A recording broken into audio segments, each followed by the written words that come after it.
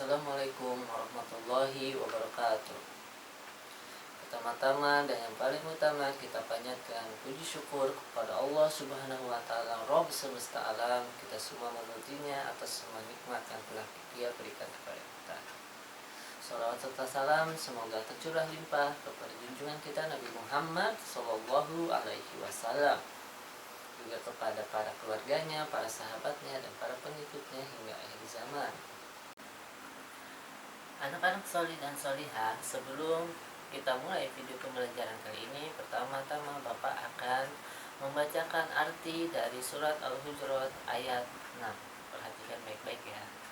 Hai orang-orang yang beriman, jika datang kepadamu orang fasik membawa suatu berita, maka periksalah dengan teliti agar kamu tidak menimpakan suatu musibah kepada suatu kaum tanpa mengetahui keadaannya, yang menyebabkan kamu menyesal atas perbuatanmu itu. Quran Surat Al-Hujurat ayat 6. Anak-anak solih dan solihah, dalam ayat ini berkaitan dengan bagaimana kita seorang muslim dalam menerima sebuah informasi ataupun sebuah berita, di mana kita harus mengeceknya terlebih dahulu, mengecek kebenarannya terlebih dahulu. Kalau dalam istilah agamanya tabayun ya, atau istilahnya sekarangnya mengklarifikasi dan memverifikasi berita tersebut sebelum kita menerima informasi tersebut, ataupun bahkan sebelum kita menyebarkan kembali informasi tersebut, maka kita harus mencek kebenarannya berita tersebut terlebih dahulu. Anak-anak soleh-soleha kelas 7 SMPT Mitra Ciniki Indonesia, bertemu lagi dengan pelajaran teknologi informasi dan komunikasi. Video kali ini adalah video yang kedua ya, setelah kemarin video yang pertama pemaparan mengenai materi yang akan dipelajari di semester 1. Video kedua kali ini kita masuk ke dalam materi pertama, yakni, masih ingat? Coba buka lagi video yang kemarin, yakni pengertian teknologi informasi dan komunikasi. Bagaimana anak-anak sudah tahu pengertian dari teknologi informasi dan komunikasi? Ya. Bapak akan bacakan beberapa pengertian teknologi informasi dan komunikasi menurut para ahli. Yang pertama, menurut Haig and Ken, mereka mengatakan bahwa teknologi informasi adalah seperangkat alat yang membantu manusia bekerja dengan informasi dan melakukan tugas-tugas yang berhubungan dengan pemrosesan informasi. Gimana? Sudah paham? Kita lanjutkan. Pengertian menurut Martin, teknologi informasi tidak hanya terbatas pada teknologi komputer yang digunakan untuk memproses dan menyimpan informasi, melainkan juga mencakup teknologi komunikasi untuk mengirimkan informasi. Kemudian selanjutnya, pengertian menurut Williams and Sawyer, teknologi informasi adalah teknologi yang menggabungkan komputer dengan jalur komunikasi berkecepatan tinggi yang membawa data, suara, dan video. Kemudian yang keempat, menurut Susanto, teknologi informasi komunikasi adalah sebuah media atau alat bantu yang digunakan untuk transfer data, baik itu untuk memperoleh suatu data atau informasi maupun memberikan informasi kepada orang lain, serta dapat digunakan untuk alat berkomunikasi baik satu arah ataupun dua arah. Bagaimana anak-anak, sudah paham? Belum ya? Bapak akan coba menyimpulkan ya dari pengertian teknologi informasi dan komunikasi menurut para ahli yang sudah dibacakan barusan. Baik, kita coba sederhanakan pengertian dari teknologi informasi dan komunikasi menurut para ahli. Kita mulai dari teknologi. Teknologi adalah alat atau cara untuk mempermudah pekerjaan manusia.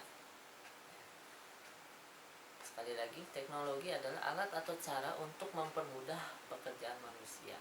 Teknologi ini ada di banyak bidang ya, misalkan teknologi pendidikan, teknologi kesehatan, teknologi transportasi, teknologi perbankan, teknologi jual beli, dan lain sebagainya ya. Teknologi ini sekali lagi adalah alat atau cara untuk mempermudah pekerjaan pekerjaan manusia. Sekarang kita bahas di teknologi informasi dan komunikasi. Dari pengertian beberapa ahli dapat disimpulkan bahwa teknologi informasi dan komunikasi ada seperangkat alat yang digunakan untuk mengolah ataupun memproses informasi, kemudian mengirimkan atau mentransferkan informasi tersebut ke orang lain ataupun ke banyak orang. Seperti itu. Contohnya, misalkan kita punya informasi mengenai penyebaran COVID-19.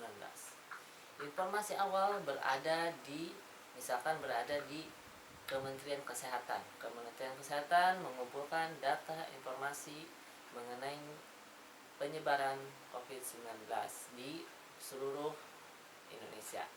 Maka data ini di setiap daerah yang ada di Indonesia dikirimkan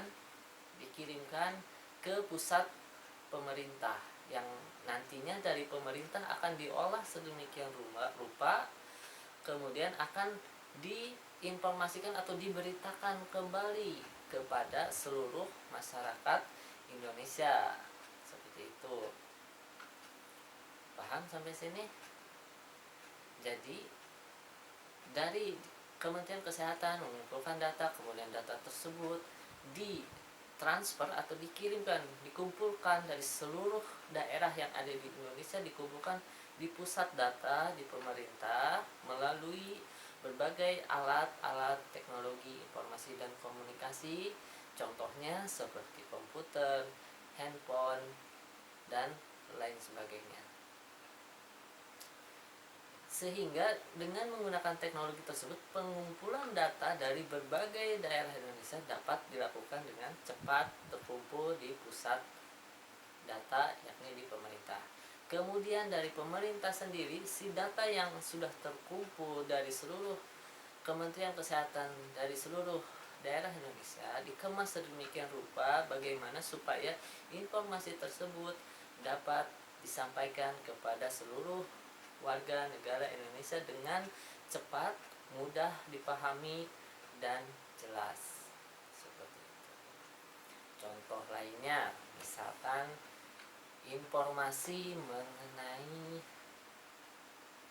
tanggal-tanggal penting di bulan Zulhijjah, misalkan ada sebuah data, ada sebuah informasi di mana menerangkan bahwa tanggal 10 Zulhijjah jatuh pada 31 Juli 2020, tanggal 11, 12, dan 13 Zulhijjah jatuh pada tanggal 1, 2, 3 Agustus 2020. Kemudian puasa Arafah 9 Zulhijjah jatuh pada tanggal 30 Juli 2020, dan Idul Adha 10 Zulhijjah jatuh pada tanggal 31 Juli 2020. Itu ada sebuah informasi. Kemudian informasi ini diolah dengan peralatan teknologi informasi sedemikian rupa diolah. Contohnya, misalkan data tersebut diberikan judul, misalkan judulnya tanggal-tanggal penting di bulan Zulhijjah bagi umat muslim di Indonesia misalkan. Setelah diolah, kemudian ditransferkan, dan informasi tersebut ditransferkan, dikirimkan, disebarkan kepada seluruh warga muslim di Indonesia. Misalkan dari pusat pemerintah MUI mentransferkannya melalui media elektronik, misalkan televisi, surat kabar, kemudian media elektronik seperti media-media elektronik seperti laman-laman berita elektronik, misalkan kompas.net, kemudian bacaberita.com, kemudian info seputar info seputar Indonesia misalkan, dan lain sebagainya ya. Jadi kesimpulannya adalah teknologi informasi dan komunikasi adalah seperangkat alat untuk mengolah informasi supaya menjadi lebih menarik, lebih mudah dipahami, dan lebih jelas.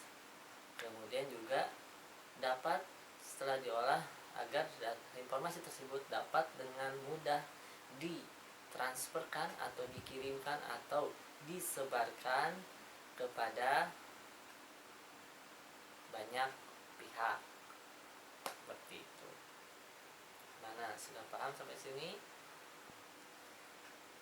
Mungkin itu saja video materi mengenai pengertian teknologi informasi dan komunikasi. Sekali lagi Bapak simpulkan, pengertian dari teknologi informasi dan komunikasi adalah seperangkat alat untuk memproses, mengolah informasi sedemikian rupa, kemudian mengirimkannya ataupun menyebarkannya ke banyak pihak.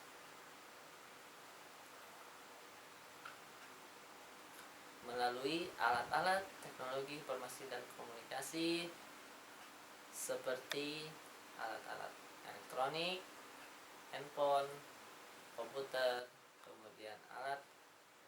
kemudian seperti surat kabar,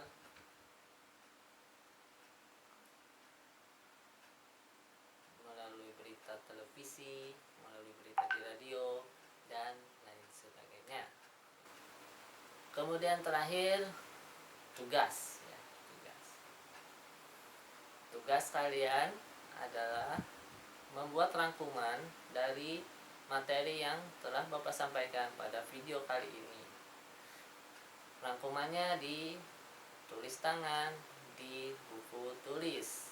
Setelah selesai, difoto, dikirim ke grup WhatsApp.